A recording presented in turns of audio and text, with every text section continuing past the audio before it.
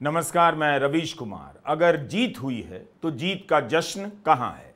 पहलगाम हमले के बाद आक्रोश का माहौल था। ऑपरेशन सिंदूर के तुरंत बाद बदले का उत्साह था। सीज फायर के बाद इतनी चुप्पी क्यों पसर गई? ऐसा क्यों लग रहा है कि डाल पर चिड़ियों की कमी तो नहीं है, बस उनका चहचहाना सुनाई नहीं दे रहा? क्या चिड़ियों ने बोलना बंद कर दिया या उनकी आवाज सुनी नहीं जा रही? सीज फायर पर देश की जनता चहचहा क्यों नहीं रही है? जीत के नायक को संघर्ष करना पड़ रहा है नायक की तरह देखे जाने, पूजे जाने के लिए। टीवी पर आकर भाषण देना पड़ रहा है। अखबारों में हेडलाइन बड़ी की जा रही है। ट्रंप के दावे को हेडलाइन से गायब किया जा रहा है। इतनी मेहनत क्यों करनी पड़ रही है? क्यों एक तरफ कांग्रेस इंदिरा गांधी की तस्वीरों को निकाल रही है, उनके जैसा नायक कोई नहीं बता रही है? क्या बीजेपी इसके जवाब में जीत के मौजूदा नायक के रूप में प्रधानमंत्री मोदी को पेश नहीं कर पा रही? क्या सीज फायर का भी कोई नायक होता है? क्या अचानक हुए सीज फायर के सवालों का जवाब देश को मिल गया है, दे दिया गया है? आज़ादी के बाद से ही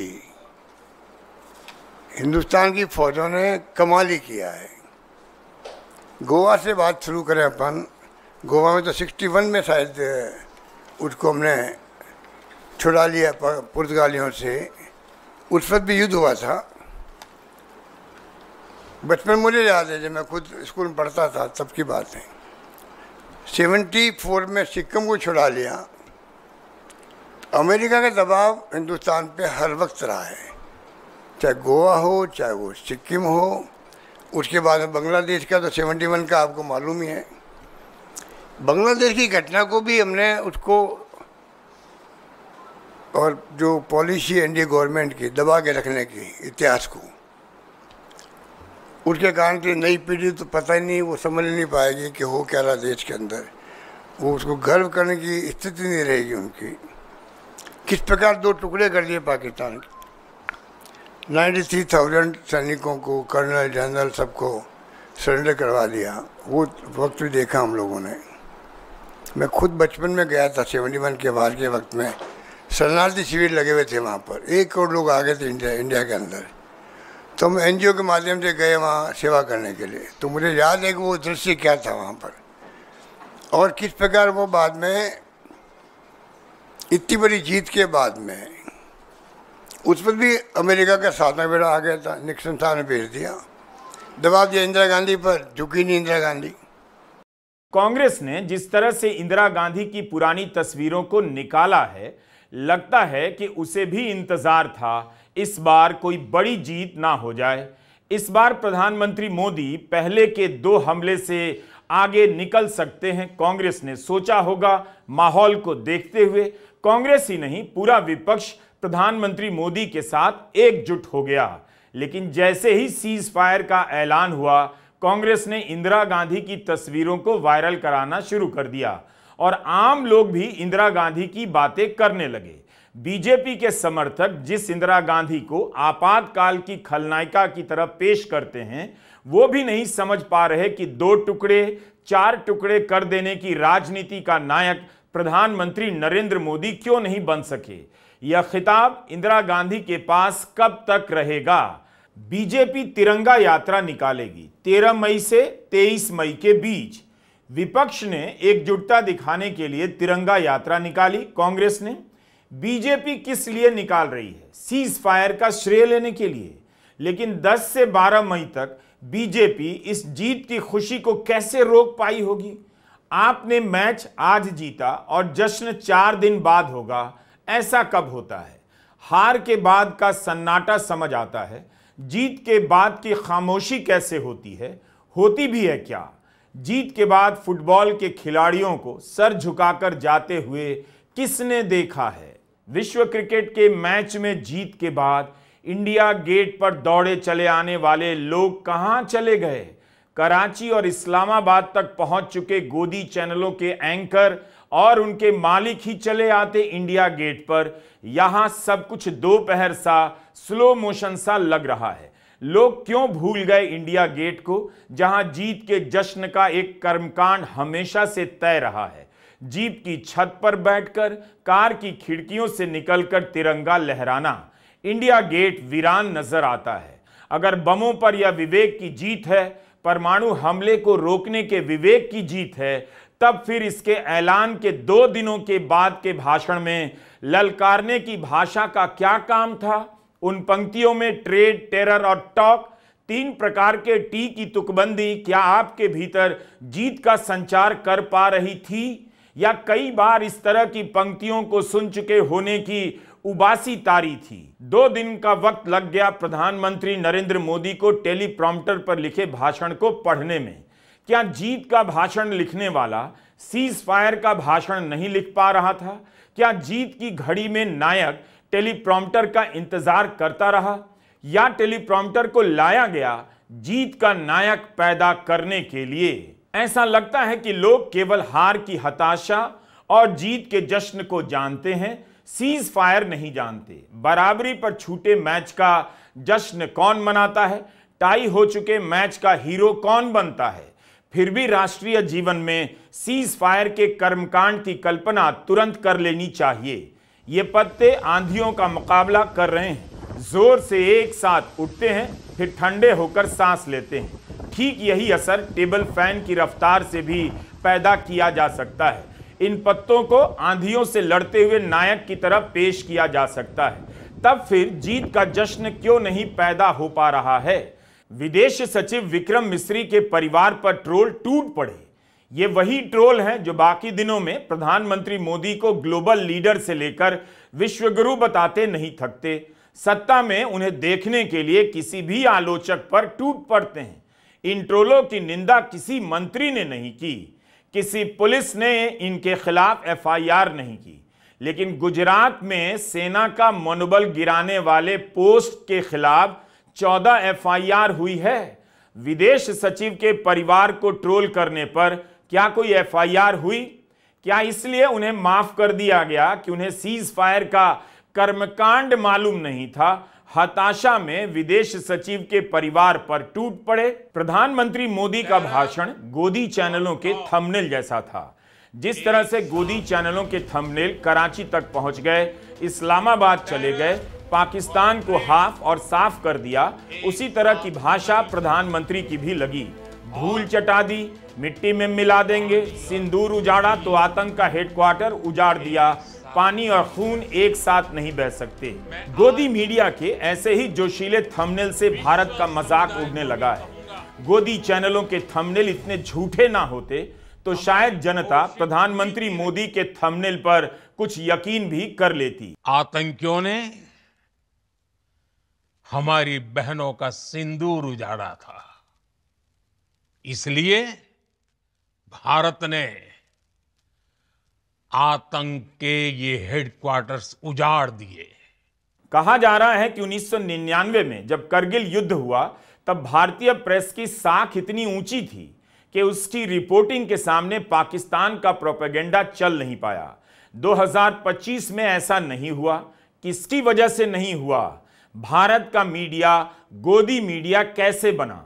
2016 से कह रहा हूं, टीवी मत देखिए, गोदी मीडिया मत देखिए। इसका संबंध पत्रकारिता से नहीं है। यह आपके बीच राष्ट्रवाद के नाम पर, हिंदू रक्षक के नाम पर आता रहता है, अपनी पत्रकारिता लेकर नहीं। आपको ठगता है। फिर भी करोड़ों लोग हिंदू सुख की प्राप्ति के लिए इस गोदी मीडिया पर भरोसा करते हैं, अपनी शाम बर्बाद करते हैं। इस गोदी मीडिया को अगर पत्रकारिता आती तो युद्ध के समय में यह भारत का पक्ष कमजोर नहीं करता। 2002 में प्रेस स्वतंत्रता सूचकांक में भारत का स्थान 80वें नंबर पर था। 2025 में 151वें नंबर पर आ गया। पाकिस्तान का तो पहले से ही गिरा हुआ था। 2002 में भी 119 नंबर पर था, लेकिन 2025 में पाकिस्तान 158वें नंबर पर आ गया।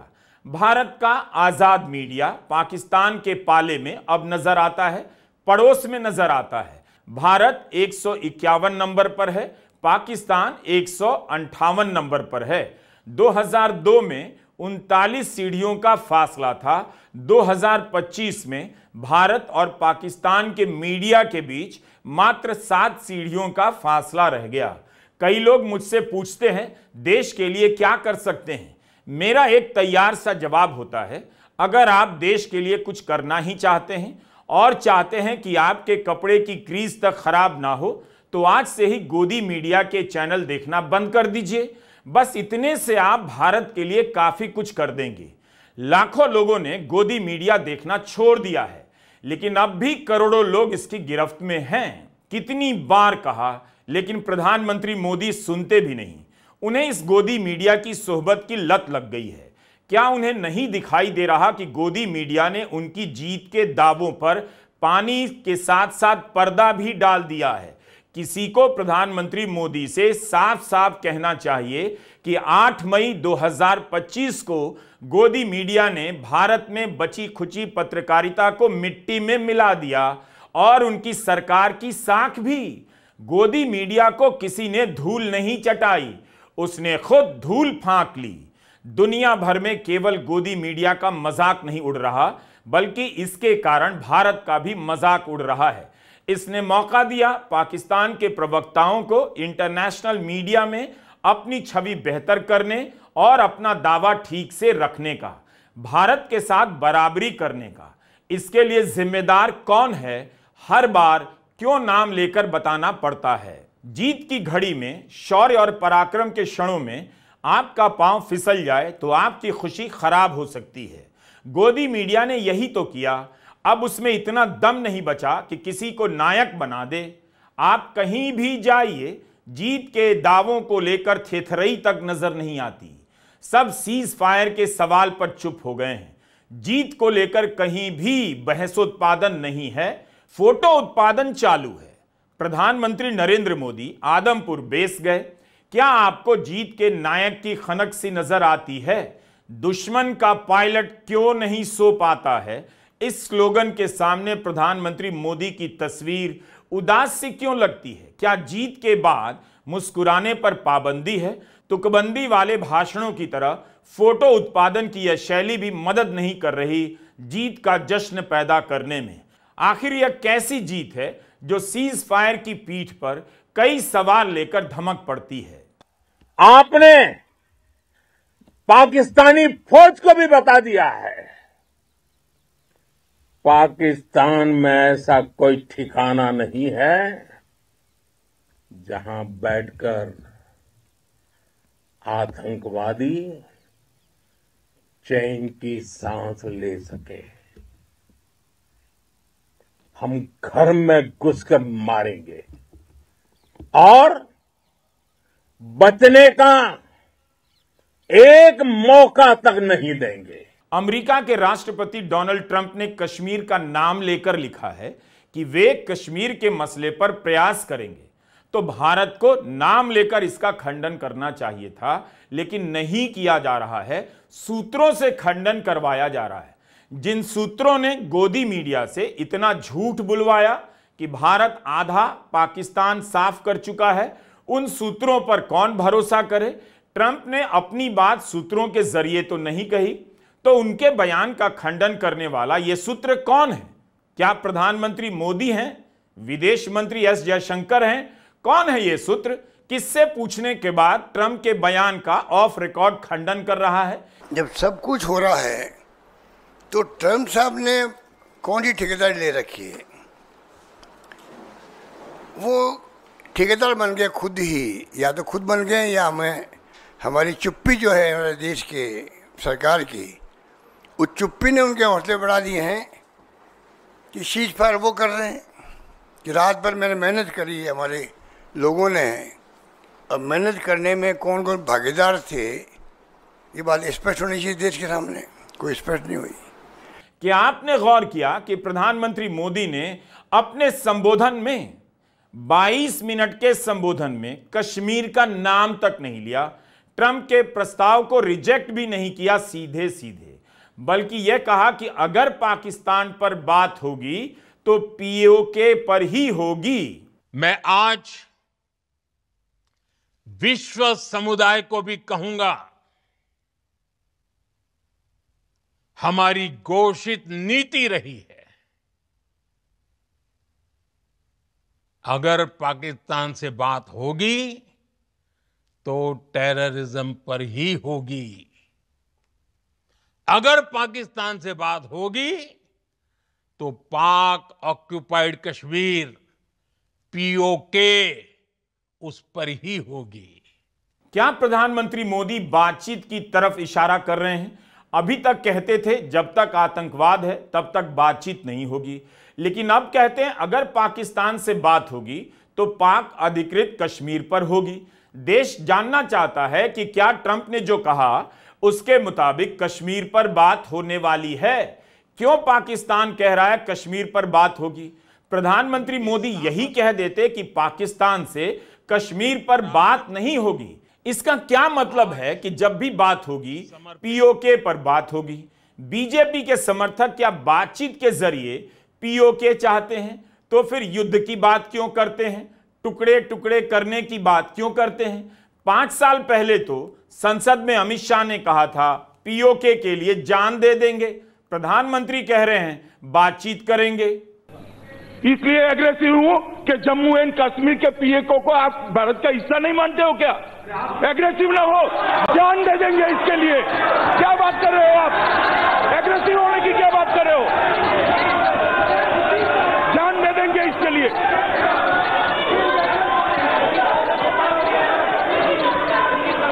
मैं ये बात रिकॉर्ड पर रखना चाहता हूं कि जब मैं सदन में जब जम्मू एंड कश्मीर राज्य बोला हूं तब पाक ऑक्युपाई कश्मीर और अक्साई चीन दोनों इसका हिस्सा है, ये बात को और हमारे संविधान ने जम्मू कश्मीर की जो सीमाएं तय करी है और जम्मू कश्मीर के संविधान ने जम्मू कश्मीर की जो सीमाएं तय की है उसके अंदर पाक ऑक्युपाई कश्मीर और अक्साई चीन दोनों समाहित। इतने जोरदार तेवर हैं तो ट्रंप के बयान का खंडन क्यों नहीं कर देते?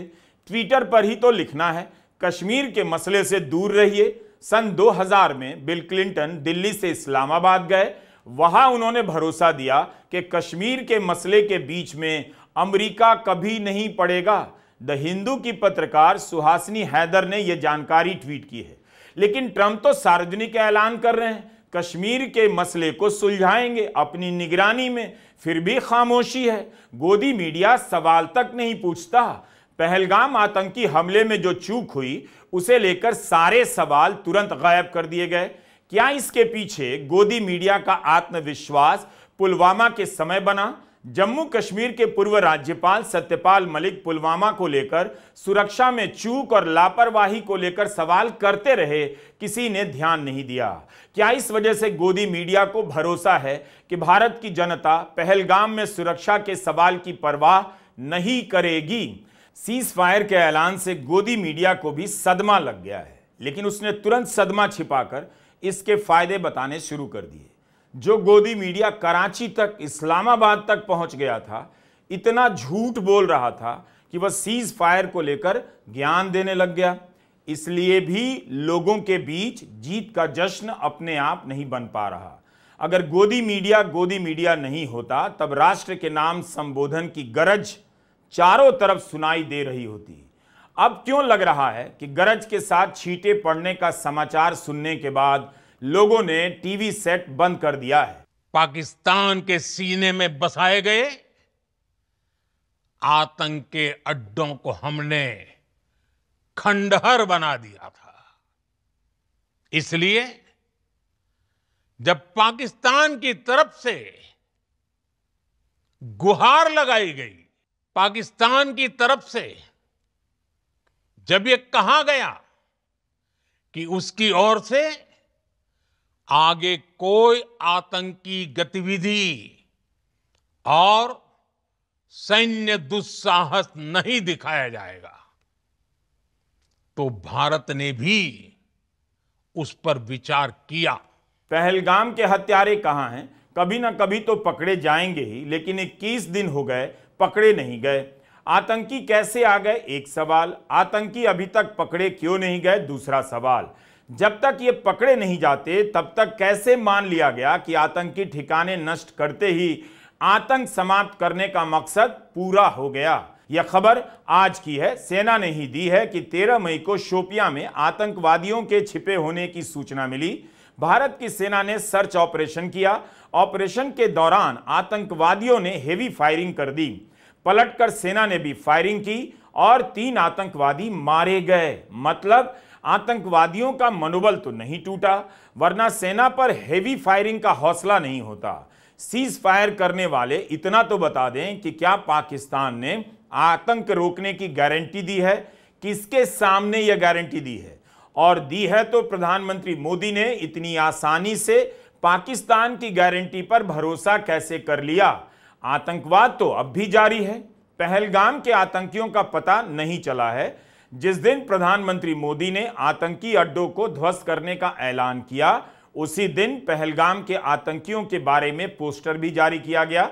सूचना देने वालों को 20 लाख का इनाम देने का ऐलान किया गया है। इस बार आप देखें ना देखें, अमेरिका ने पाकिस्तान की वापसी कराई है। उसने इस देश को बराबर का दर्जा दिया। पाकिस्तान के साथ आतंकी देश होने के जैसा बर्ताव नहीं किया। हमारी विदेश नीति क्या कर रही थी? क्या हम विदेश मंत्री एस जयशंकर की नाकामी पर बात कर सकेंगे? भारत ने कूटनीति और विदेश यात्राओं में कितना निवेश किया, उसकी तुलना में पाकिस्तान ने तो कम ही किया होगा। तब फिर वह भारत के समकक्ष क्यों हो गया? क्या आपको इसमें किसी की हार नजर आती है? क्या दुनिया के नक्शे पर पाकिस्तान को किनारे कर देने के दावों की जीत आपको नजर आती है? डायलॉग की कोई कमी नहीं। सितंबर 2014 का डायलॉग है, व्यापार मेरे खून में है, पैसा मेरे खून में है। अब प्रधानमंत्री मोदी कहते हैं पानी और खून साथ नहीं बह सकता, ट्रेड एंड टेरर साथ नहीं चल सकता। लेकिन ट्रंप तो कुछ और कहते हैं। ट्रंप कहते हैं व्यापार रोकने की धमकी दी, तब जाकर दोनों पीछे हट गए। क्या व्यापार खून में था, इसलिए व्यापार के कारण ही सीज फायर हुआ? क्या विदेश मंत्री, भारत सरकार ऑन रिकॉर्ड ट्रंप की इस बात का खंडन करेगी? And we helped also with trade. I said, come on, we're going to do a lot of trade with you guys. Let's stop it. Let's stop it.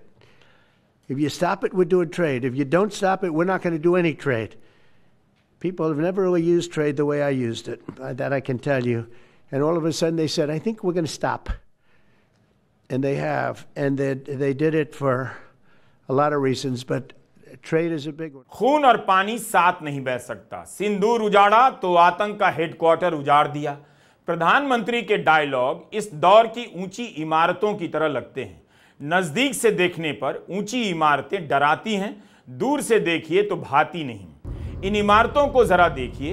प्रधानमंत्री मोदी की बातें भी इन इमारतों की तरह ऊंची हो चुकी हैं। डायलॉग बहुत है, मगर सब के सब एक समान लगते हैं। धूल चटा दी, मिट्टी में मिला देंगे, कोई फर्क नहीं। सब एक जैसे, जैसे इन इमारतों के सारे कमरे एक जैसे, सारी इमारतें एक जैसी।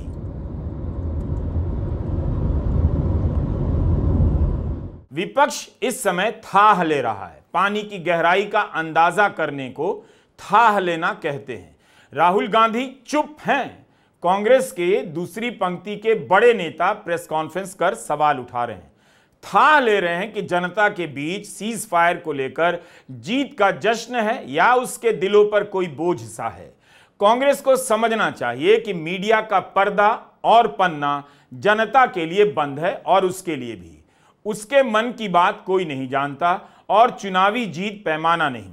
चुनावी जीत की वजह कुछ और होती है, लेकिन बहुत चतुराई से बिहार चुनाव का इंतजार किया जाएगा। याद रखिएगा मेरी बात को, रिजल्ट आते ही उसकी जीत को सीज फायर के सवालों का जवाब बता दिया जाएगा। लेकिन तब तक जनता क्या करेगी, विपक्ष क्या करे?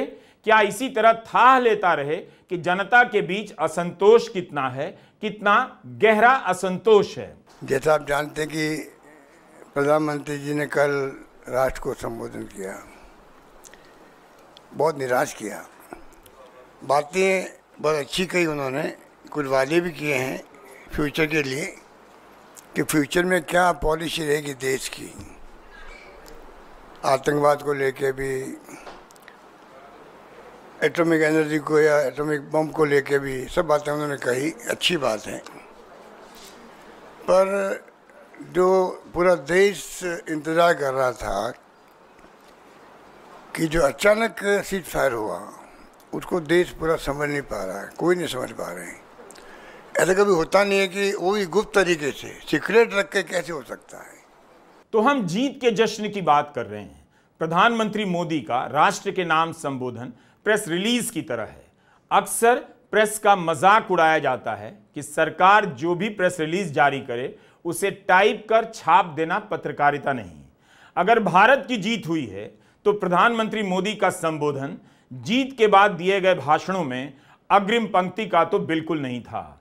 ऐसा लग रहा है कि किसी भाषण लिखने वाले ने अफसर से पास कराकर टेलीप्रॉम्प्टर पर चढ़ा देने का काम भर किया।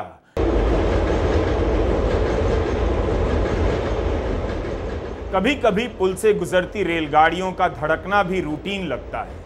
उनके देखने का रोमांच जल्दी से गुजरने और फाटक के खुलने की बेचैनी में खो जाता है। ऐसा ही कुछ हुआ प्रधानमंत्री के संबोधन से। गाड़ी का इंजन एक विजेता की तरह नहीं, एक कर्मचारी की तरह सरकारी फाइलों की बोगियों को खींचता हुआ निकल गया। यह सवाल तो आप खुद से पूछिए, क्या हवा में आपको जीत की खुशबू का पता चल रहा है? सीज फायर की जीत कैसी होती है? क्या पाकिस्तान ने कुछ आतंकवादियों को आपके हवाले किया? अगर पाकिस्तान इतना डर गया था तो आपने अपनी शर्त क्यों नहीं रखी? किस शर्त पर आपने सीज फायर के लिए हां कर दी? इस बार लोग दो पार्ट में फंस गए हैं। जो समर्थक हैं वो भी जीत की खुशी में पांव आगे नहीं बढ़ा रहे। उन्हें ऑपरेशन सिंदूर से जितना संतोष मिला उससे ज्यादा असंतोष सीज फायर से हो गया। जो चुप्पी है वो समर्थकों में ज्यादा है। उन्होंने नोटबंदी का समर्थन किया देश हित के नाम पर। सीज फायर का समर्थन किसके हित में करें समझ नहीं आ रहा। क्या उन्हें सवालों के जवाब मिल गए हैं या नोटबंदी की तरह वे भूलने का नाटक कर रहे हैं? नमस्कार, मैं रवीश कुमार।